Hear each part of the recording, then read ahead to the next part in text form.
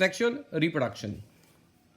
The process of development of new individuals through the formation and fusion of gametes is called sexual reproduction. As we discussed earlier, the two individuals of opposite sex are always required, and the involvement of gametes is always found in the sexual reproduction.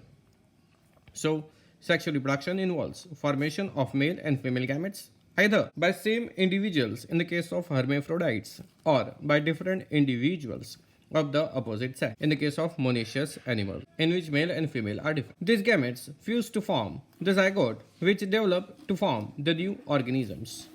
Due to fission of male and female gametes, sexual reproduction results in these offsprings are not identical to the parents and amongst themselves. All organisms are diverse in external morphology, internal structure, and physiology, but sexual mode of reproduction follows similar pattern in all different organisms like plants and animals. Four sequential processes of sexual reproduction are found. These are gametogenesis, fertilization, embryogenesis, and development. Two types of flowering plants are found for the sexual reproduction. These are monocarpic plants and polycarpic plants. Monocarpic, mono means single. This plant flower only once in the lifetime. The flower develops, it gets transformed into fruit, and later on plant dies.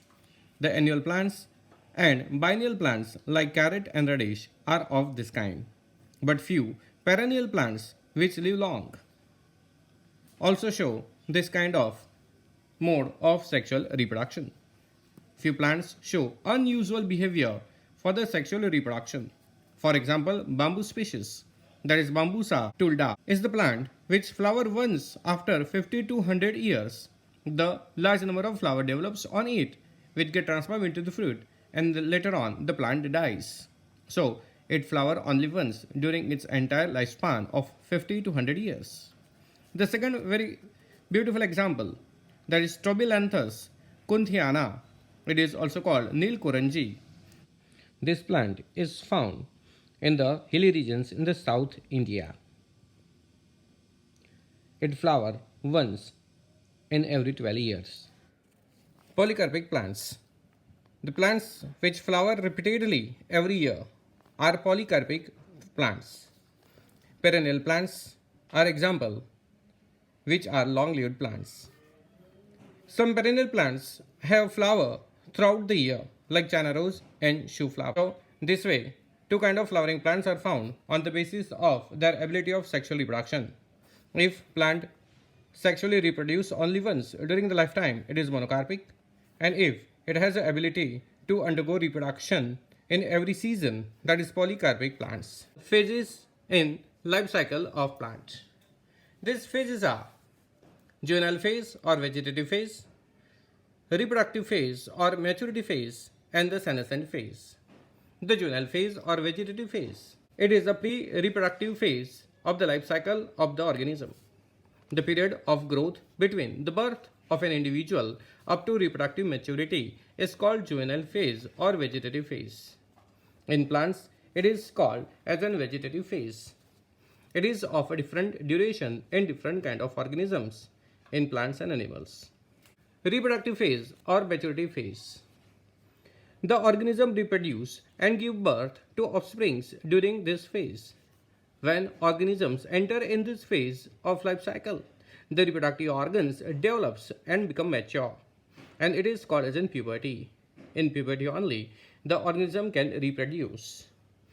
In plants, the appearance of the flower indicate sexual maturity. Now, types of animals on the basis of time of breeding. Two kinds of animals, seasonal breeder and continuous breeder. Seasonal breeders are the organisms or animals which reproduce at particular period of the year, like frog reproduce in the monsoon only, the same way lizard and most of the birds and the deer. Continuous breeders are the animals which can reproduce throughout their sexual maturity, like honeybee queens. Poultry animals, they can reproduce, but that is commercial production of eggs. Rabbit and cattle are examples of continuous breeders. They can reproduce at any time during their sexual maturity. In females or placental animals, two kinds of cycles found in their maturity phase: menstrual cycle and estrous cycle, or oestrous cycle it is also called as. Menstrual cycle is found in the primates like monkeys, apes and humans. In this cycle, cyclic changes occur in ovaries and accessory reproductive ducts. As well, hormonal concentration also changes during this cycle, in which the inner lining of the uterus removes and come outside of the body through the vaginal portion. And this disintegration of inner lining is itself called as a menstruation. In the menstrual cycle, there is no copulation, that is act of reproduction, found in this period, and there is no sexual urge in the female during this period. This period lasts for only 5 days in every month. About estrous cycle, it is found in the non-primates like cows, sheep, rat, deer, dogs and tiger. Same kind of changes occur in the ovary as well as in the accessory reproductive ducts and the hormones in the estrous cycle. It is similar to that of menstrual cycle, but the difference is that the inner lining of the uterus disintegrates, but it never discards outside the body, and it is reabsorbed within the body after the estrous cycle. During the estrous cycle only, there is a strong sexual urge for the reproduction found in the female, and so reproduction is possible only in the estrous cycle. This is the basic difference in the menstrual cycle and the estrous cycle, is that in the menstrual cycle there is no possibility of reproduction, whereas estrous cycle has a strong possibility of reproduction in this phase.